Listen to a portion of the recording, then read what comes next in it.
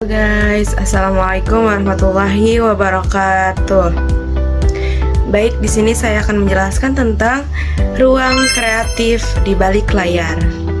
Nah, ruang kreatif di balik layar itu bisa dibilang tempat atau area di mana ide-ide keren itu buat di sebuah karya lahir, entah itu film, acara TV, karena YouTube. Konten YouTube atau pertunjukan. Nah, disinilah juga orang-orang kayak sutradara, penulis naskah, editor, desainer, sampai kru teknis bareng-bareng mikir.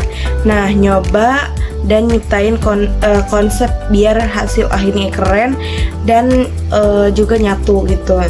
Nah, jadi intinya ruang kreatif di balik layar itu kayak dapur gitu. Jadi dari sebuah karya, tempat semua proses kreatif, diskusi, nah itu dibikin seru gitu. Jadi dan eksperimen ide dilakukan sebagai hasilnya ditampilkan ke penonton gitu. Jadi biasanya suasana santai tapi penuh semangat karena semua orang berusaha ngasih yang terbaik dan sisi mereka masing-masing. Nah, selanjutnya juga ada divisi pembuatan film. Nah, divisi pembuatan film itu bisa dibilang tim-tim yang kayak tugas masing-masing itu biar film itu bisa jadi dari awal sampai akhir. Jadi nggak cuma sutradara doang yang kayak ngerjain, tapi kayak banyak banget yang orang-orang di balik layar itu.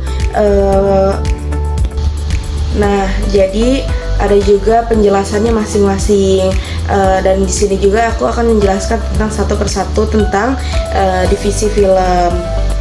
Nah, yang pertama itu ada divisi produksi. Nah, ini yang mengatur semua urusan di lapangan kayak jadwal syuting gitu, jadwal lokasi, alat, sampai kayak konsumen, kru itu pokoknya biar semuanya jalan lancar. Dan yang kedua itu ada divisi sutradara. Si kapten itu filmnya.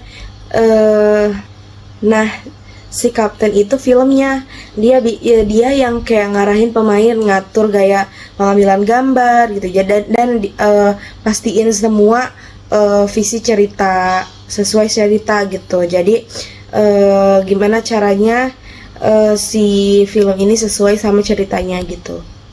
Dan yang ketiga ada divisi art atau artistik. Nah, jadi yaitu mereka kayak yang ngatur tampilan visual film, mulai dari properti, kostum, sampai kayak dekorasi set biar semuanya itu kayak sesuai tema gitu. Jadi semuanya itu bisa biar sesuai tema cerita yang bakal yang dibikin judul itu. Dan yang keempat itu ada divisi suara. Nah, jadi bagian ini ngurusin rekaman suara, efek, musik, dan dialog biar hasilnya itu jernih. Nah, dan kayak pas si suasana filmnya itu seru gitu. Dan yang kelima juga ada divisi editing. Setelah semuanya selesai diambil, jadi editor itu nyatuin potongan-potongan video, tambah efek, warna, terus dan juga hasil biar akhirnya itu bisa enak ditonton. Nah, selanjutnya juga ada divisi make up. Ini yang terakhir. Jadi mereka yang nyiapin dandanan dan baju gitu, para baju si pemain itu biar cocok sama karakter dan situasi filmnya. Intinya tiap divisi punya peran penting dan semuanya juga harus kerja bareng biar hasilnya itu akhirnya menjadi film yang bagus dan enak ditonton gitu. Mungkin itu materi yang saya sampaikan, dan juga saya akan menyampaikan kesimpulan. Jadi kesimpulan, ruang kreatif di balik layar itu adalah tempat atau wadah bagi para kru film untuk menuangkan ide, bereksperimen, dan bekerja sama menciptakan karya.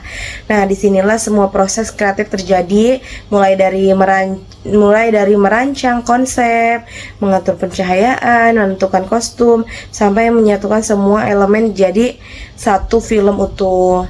Nah, jadi meskipun enggak terlihat di depan kamera, ruang kreatif di balik layar punya peran dalam menentukan hasil akhir dan keindahan sebuah film.